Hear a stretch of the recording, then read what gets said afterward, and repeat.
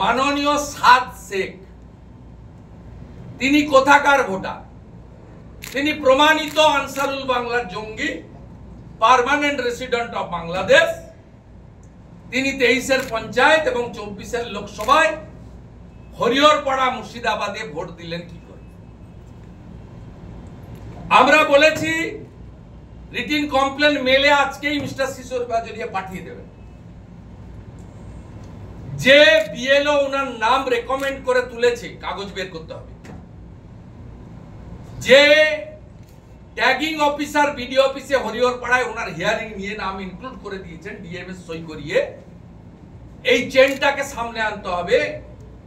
এদের বিরুদ্ধে ব্যবস্থা নিতে হবে। কনসার্নিং বিএলও হিয়ারিং যিনি করেছেন on behalf of BDO office, বিডিওর একজন ট্যাগিং অফিসার হিয়ারিং করেন তিনি, যে বিডিও ফাইনাল করেছেন, যে ডিস্ট্রিক্ট ইলেকটোরাল রেজিস্ট্রেশন অফিসার অর্থাৎ ডিস্ট্রিক্ট ম্যাজিস্ট্রেট, তার নাম সাদ শেখ তুলেছেন, যিনি নিজে বলেছেন আমার এপিক আছে, আধার আছে, আমি দুবার ভোট দিয়েছি।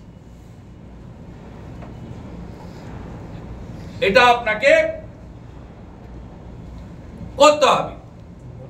আর একটা ইন জেনারেল দাবি আমি করেছি যে পশ্চিমবঙ্গে ভুতুড়ে ভোট তুলেছে তৃণমূল কংগ্রেস।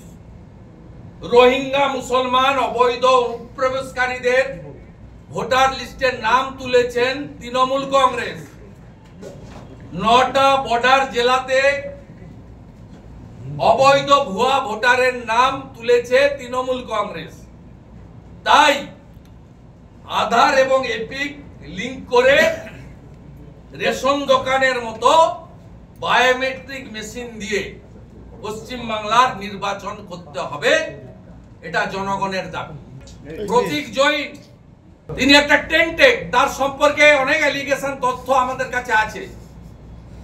তারা কালকে রাত্রে 6টা লোকসভাতে নির্দিষ্ট কিছু বিধানসভা বুথে কমপ্লেন করানোর জন্য বলেছে। আমরা বলেছি বাল্ক কমপ্লেন নিতে পারবেন না, ইন্ডিভিজুয়াল কমপ্লেন নিলে, আর আগে নিয়ম ছিল অধিকাংশ দিন রাত্রি যাপন করলে তার নাম সেখানে থাকবে, কিন্তু পরে কারেকশন হয়ে গেছে। এখন গোটা ভারতবর্ষের যে কোনো এক জায়গায় একজনের নাম থাকবে এবং সেটা তার চয়েসের উপর নির্ভর করবে। তাকে ফিজিক্যালি এসে বলতে হবে যে আমি আমার নাম আসানসোলে রাখবো না হাওড়াতে রাখবো। ভারতবর্ষের অনেক প্রধানমন্ত্রী থেকে শুরু করে অনেক সাংবিধানিক দায়িত্ব পালন করা বিশিষ্ট ব্যক্তিরা তারা দিল্লিতে থাকলেও নিজের রাজ্যে নিজের কেন্দ্রে ভোটার তালিকায় নাম এখনো রেখেছেন। আপনি আইন বদলাতে পারবেন না। আমরা বলেছি ভারতীয় জনতা পার্টি পশ্চিমবঙ্গে রোহিঙ্গা মুসলমানদের নাম এখানে আছে, বারে বারে বলেছে আপনারা কি করেছেন। ভারতীয় জনতা পার্টির পক্ষ থেকে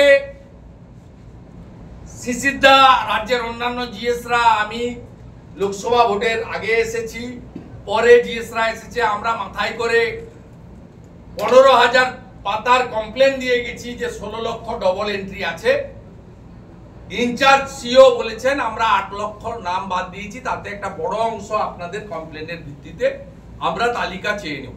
আরটিআই করেও চেয়ে নিতে পারি, চিঠি দিয়েও তালিকা ওরা আমাকে প্রোভাইড করে দেবে।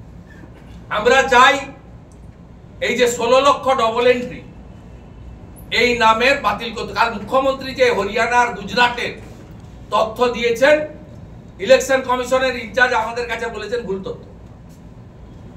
তিনি বলেছেন নাম আলাদা। আমরা 9টা ইনকোয়ারি করে ফেলেছি, আইডি নম্বর 1 আমরা দিল্লিতে বলেছি কারেকশন করে দেওয়ার জন্য। 10-12 হাজার কর্মচারী নিয়ে এতগুলো চ্যানেলকে সামনে রেখে রাজ্যের মুখ্যমন্ত্রী যে 9টা নামে কাল অভিযোগ করেছেন হরিয়ানা গুজরাট, সিও ইনচার্জ আমাদেরকে পরিষ্কার বলেছেন অ্যালিগেশন বেসলেস, ফেক। আমরা বলছি ফেব্রিকেটেড এন্ড পলিটিক্যালি মোটিভেটেড। বলছে আলাদা নাম, কোনোটাই সেম নাম না, কোনো কারণে প্রিন্টিং মিস্টেক আছে হয়তো আইডি কার্ডে, সেটা আমরা কারেকশন করে দেবো, সেটা টেকনিক্যাল ফল্ট। আধারেও অনেকের থাকে, আপনাদের অনেকেরই হয়, অনেকের নাম কারেকশন। আমরা ফাইনালি বলেছি দুটো সিরিয়াস অ্যালিগেশন আমরা দিয়েছি যে নবান্ন থেকে আধার কার্ড এবং ভোটার লিস্ট নিয়ে মনোজ পন্থ আরেকটা চামচা স্থাবক। মনোজ পন্থ শনিবার ভিসি করেছিলেন বিডিও এসডিও ডিএমদেরকে, আমাদের কাছে রেকর্ড আছে। মনোজ পন্থ নবান্ন থেকে এপিক কার্ড এবং ভোটার লিস্ট সংক্রান্ত কোনো ভিসি করতে পারেন না।